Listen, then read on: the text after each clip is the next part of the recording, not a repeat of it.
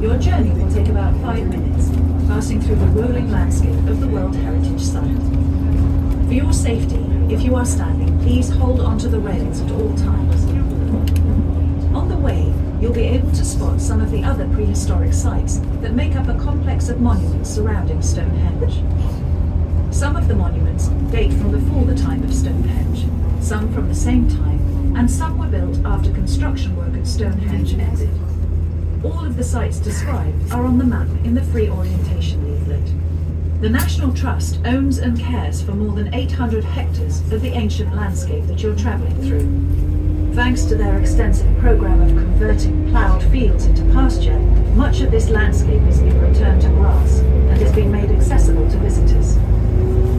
What did this landscape look like when Stonehenge was built?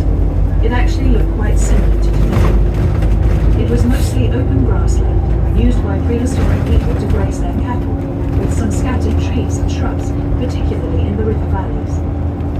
Much of the rest of southern England was more densely forested at the time. This might be why people chose to build monuments here on the open shore. The wood on the ridge is known as Fargo Wood, and if you'd like to walk part of the way to Stonehenge, you can get off here.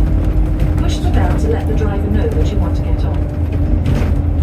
There's a path through the wood to a viewpoint where there's information about the other monuments you can see and how long it will take to walk to them. The walks are across rough grassland, so you'll need suitable shoes.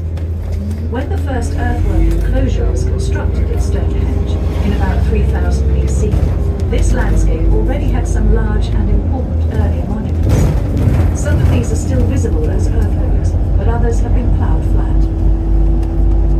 The Greater, or Stonehenge Cursus, is an enormous rectangular earthwork defined by a bank and ditch about 1.7 kilometers in length and runs on the left-hand side, parallel with the road we are travelling on. On this left side of the bus, you should be able to see some low-grass mounds in the field. These are the Cursus Barrows, a group of 19 early Bronze Age burial mounds, which were built a few hundred years after construction work at Stonehenge had ended. This is just one of several barrow cemeteries located in the area. It seems to have been important to be buried within sight of this significant place at that time. The Cursus barrows are strung out in a line alongside the much older Stonehenge Cursus, which suggests that it too still held some importance. Some of the barrows were excavated by William Cunnington in the early 19th century, and many contained cremations, some of them accompanied by grave goods, such as beads and bronze daggers. Soon, you should be able to see Stonehenge coming up ahead of you. Please take care as you leave the bus, and ensure you have all your personal belongings with you. Don't forget that you can set off for a walk in the landscape around Stonehenge afterwards if you wish. We hope you enjoy your visit.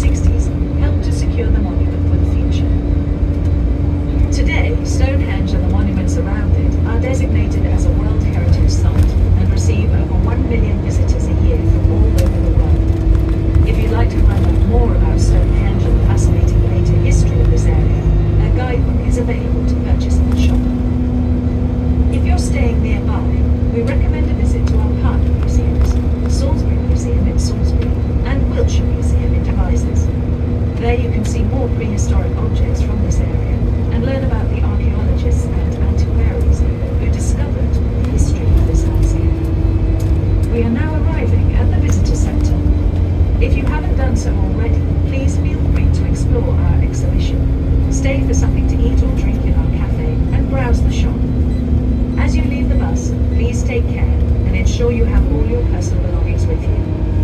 On behalf of English Heritage and the Stonehenge team, we hope you enjoyed your